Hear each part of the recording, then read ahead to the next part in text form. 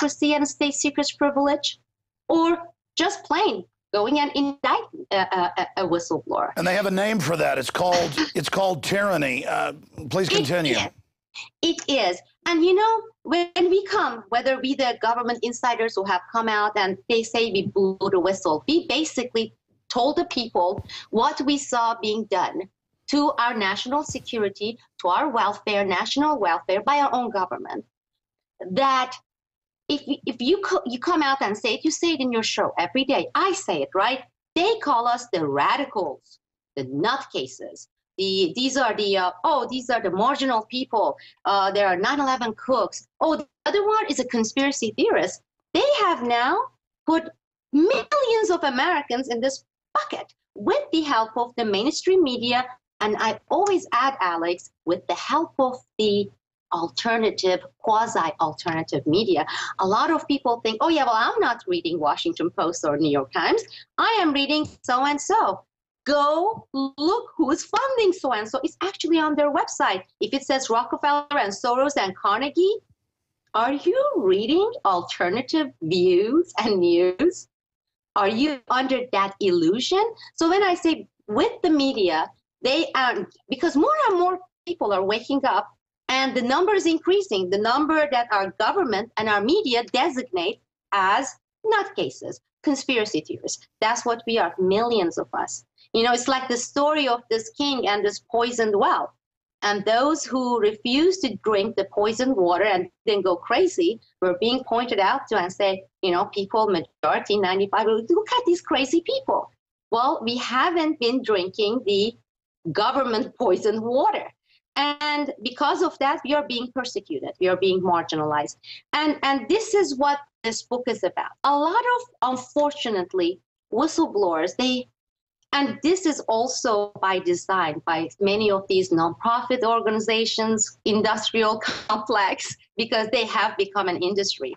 Millions, hundreds of millions of dollars are being poured by those big 1% into these so-called NGOs. And these NGOs have not secret, open partnership with the government.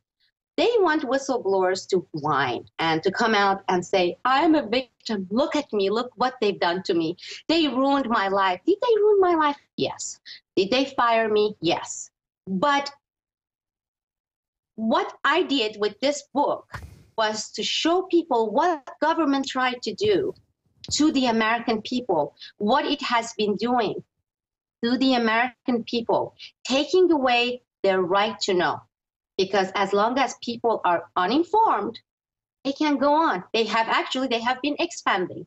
So I put in this one book, the book that government has been fighting for 383 days now. They have been saying you're not allowed to publish a single word in this book. My attorneys and I kept sending letters to them saying, cite a law. Oh, well, we're going to cite the classification. We have to redact and we have to redact everything. I said, well, you had 30 days to do that. We are moving forward. We are armed, you know, by our First Amendment is on our side, and we're going to do it. Because we have to push it. Every time we have an opportunity, we have to push it. If we just sit and take it, every day is going to get worse. Today, they started by having us remove our shoes, Alex. But you know, one of the things that for me it's ironic is if you step back and look at people removing their shoes, what do you see? We actually bend over, right? This is like bending over before the kings. There they are, the government badge people. We are untying our shoes, bending over, removing our shoes. Psychologically, they are training us to see them as the superior gods, you know, like the Greek gods. Well, what about the famous photos in film of people in Nazi Germany stripping down and going into the facilities? It is psychological warfare. You take the shoes off, then it's the belt off, the coat. Now we're going to put you in a scanner. Now we're going to touch you on top of the scanner. Now we're going to go in your pants. Now we're going to make Miss USA cry. Now we're going to take your child, your 2-year-old, as they scream away, and we're going to strip search them behind closed doors. Now we're going to take old ladies behind closed doors.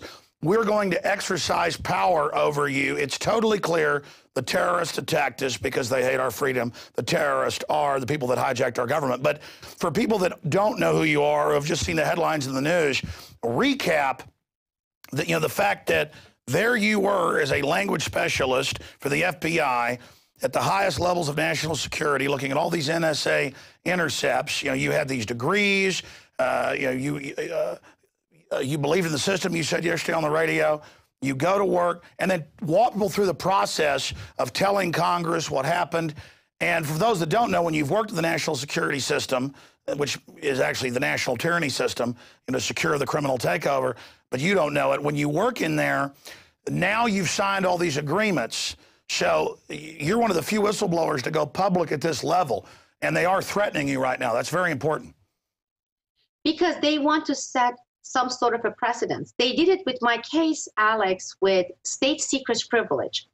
As you said, I took the job, and you know how 20 years, 15 years later, they were so open, our government, saying, oh yeah, we worked with the Taliban and Al-Qaeda, including bin Laden in 1980s, because that was when we had this big, grand Cold War. We were trying to defeat the Soviet. So we forged these partnerships. They ended there. I went to work for the FBI, and I dealt with these operations, investigations of operations that dealt with the time frame 1996 till 2001, these operations, these files, under FBI's counterintelligence and counterespionage investigations under those two units. And not only me, but with the agents who also knew this. They were also aggravated by this. They were also outraged by this. You could see that, well, the Cold War never ended. Those partnerships never ended. In 1996, until 2001, until right after September 11, we were still partners with the same organizations. These factions from Saudi Arabia, Pakistan, Afghanistan, Egypt. And what we were doing, we were creating, and I believe we are still doing that. I have been out of the FBI, but I don't believe that they stopped these operations and creating terror cells, put them in Central Asia and Caucasus. These resource-rich, oil-rich, natural gas-rich region that used to be part of the Soviet Union. Azerbaijan, Kyrgyzstan, Tajikistan. So it never ended. That partnership never ended. And they were working with Zawahiri, Ayman Zawahiri. They were working with bin Laden. They were working with several other groups that were from Middle East, including governmental groups, including, certain faction of Pakistani government, to very openly create terror cells in Azerbaijan, Kyrgyzstan, Tajikistan. And this went on till 9/11, and then continued until February 2002. February 2002 was when, for the first time, I went outside the FBI, went to the Inspector General's office, I went to Congress. And these operations, if they continued before 9/11 and after 9/11, that story does not match the story of bin Laden is most wanted. We have this war against Al-Qaeda. By the way, they never refer to them as Al-Qaeda. It was never Al-Qaeda. Within these operation files that we had in the FBI, it was never. We actually said bin Laden groups, and bin Laden was plural. It was not only Osama bin Laden. There were 4 other bin Laden families, some of them from US, $150 million, together with certain prince, together with 2 people from State Department, 1998, going to Azerbaijan for the opening of 5 mosques and madrasas combined. These are the religious schools. They were together in this partnership. They established over 300 madrasas and mosques combined, because some of these madrasas are part of these mosques. They built 300 mosques in Central Asia and Caucasus in 6 years. You want to see the documents? They are not hiding. They can classify mosques. Go find out who paid for those mosques, Alex. Not the people in Kyrgyzstan and Tajikistan and Uzbekistan. No, U.S. taxpayers. This even came out in the Washington Post shortly after 9/11. And heroin money. Because they keep giving this story to people about, on one hand, they come and they say currently the opium production, the value, street value is somewhere between 100 and 150 billion dollars, okay? This is Time magazine, these disgusting people, Time magazine. Then they have this picture of these really bearded guys in Afghanistan, you know, with their white shalwar. They are the farmers. So they want to give this illusion that $150 billion industry is operated by these guys. By these guys, most of them can't write, read. They don't have bank accounts, Alex. And that's the picture they show you. This $150 billion industry involves banks, involves military planes, involves private planes to transport, involve labs. Those labs, they need chemicals. Okay, they need equipments. How can a guy in a shalwar produce, let's put 5,000 of them. And if that's the case, the street value is $150 billion, Alex. Well, the GDP of Afghanistan currently is $4 billion. $3 billion of it comes from us directly, aid. Obviously, it is not in Afghan economy. Well, Sibel, let me just stop you right there because that question though in the media. Sure, no, that's important. Let me just stop you right there because you're somebody who was seeing all these communiques, and that confirms what we know now. But why are they trying to block your book when it was first being published, when now everything you're saying for 10 years is mainstream news? I mean, it's hidden in the news, but it's like, yes, NATO is funding al-Qaeda to take over Libya and Syria. And yes, opium production is now 93% of world production in Afghanistan from less than 10%. And they have the troops on TV saying we're forced to grow the opium. They don't even hide it. And you're using the old argument people used decades ago of hundreds of billions in drug money. It's being laundered by the big banks. Now it's come out that Wachovia and Wells Fargo and all these guys are laundering the money. It's not even hidden. So people always say, well, there'd be whistleblowers if something like this was happening. We have had several whistleblowers. Exactly. We've had whistleblowers. This is going on.